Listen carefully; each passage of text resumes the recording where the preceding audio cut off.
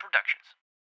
Soundgarden formed in Seattle, Washington in the 1980s, bringing to the world its heavy alternate rock grunge sound, complemented by the sheer ferocity of the vocals from their lead singer, Chris Cornell.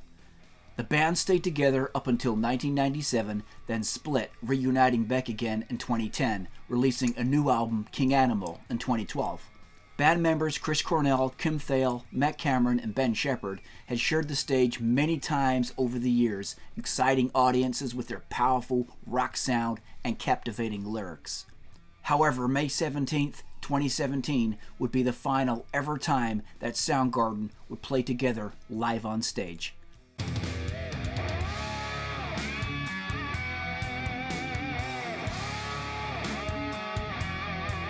It was at the Fox Theater in Detroit, Michigan, May 17th, 2017, where Soundgarden would play their final ever show.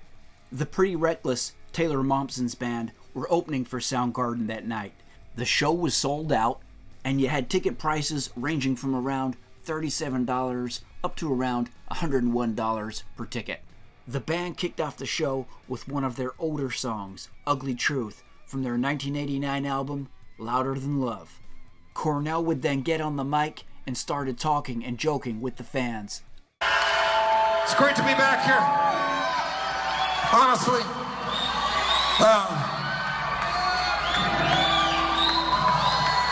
I love you guys up there on the top shelf, but you gotta stand up and show me something. Now make some noise down here and congratulate them.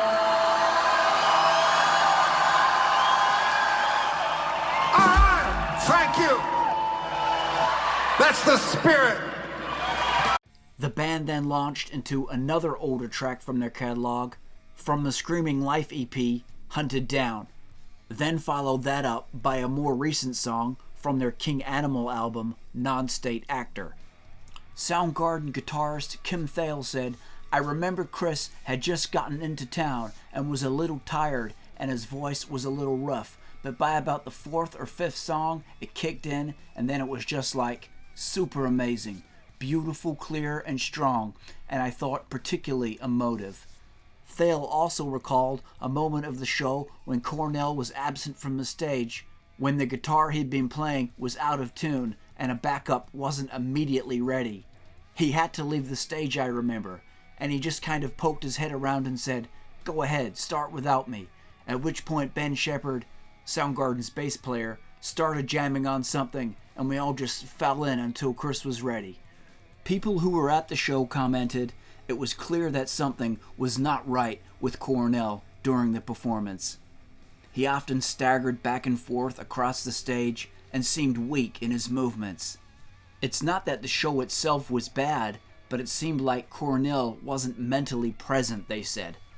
Concert goers also noted how Cornell seemed distracted. His vocals were often lagging, not in sync with the music. At times, he stopped singing completely and gave up for several seconds before catching back on with his bandmates. Several times throughout the night, he gave brief backstories to songs, making these comments before the song My Wave. We're going to do a song about it. It's sort of about tolerance, provided that nobody tells me what to do. Nobody tells us what to do. Anyone can do whatever they want. I don't care what it is. Including you can burn crosses on your lawn. I don't give a You can burn your house down. Who cares? I don't. As long as it doesn't catch someone else's house on fire. This is called My Wave. The band would then launch into several of their biggest hits, including Fell on Black Days, Burden in My Hand, and Blow Up the Outside World, before performing a two-song encore. First Rusty Cage and then Slaves and Bulldozers, both from their 1991 album Bad Motorfinger. However, during the final song, Slaves and Bulldozers, the band split off into a refrain from a Led Zeppelin song, In My Time of Dying, a song that the band had covered before.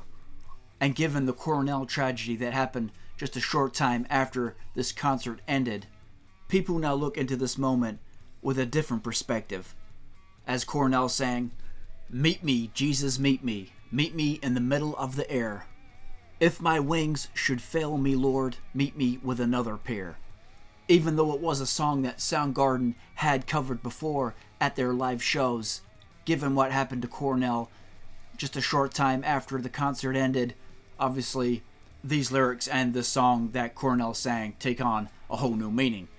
A Detroit-based photographer who walked past Cornell after the show said he didn't think anything abnormal in regard to his demeanor.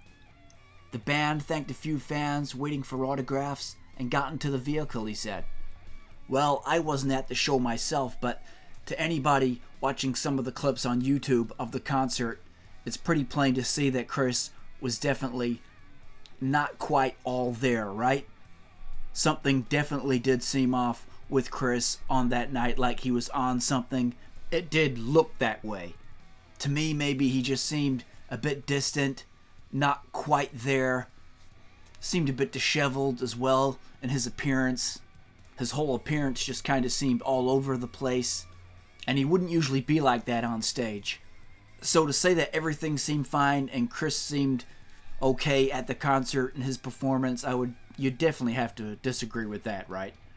And for those of you who do not know, it was only a very short time after this concert ended that Chris Cornell would pass away.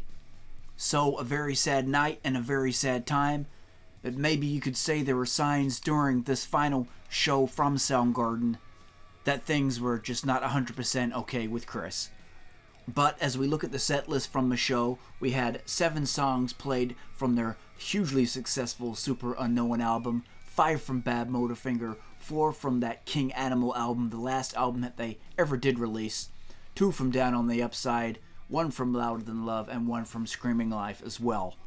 So there you go, guys. That's how it all went down with the final concert that Soundgarden would ever play.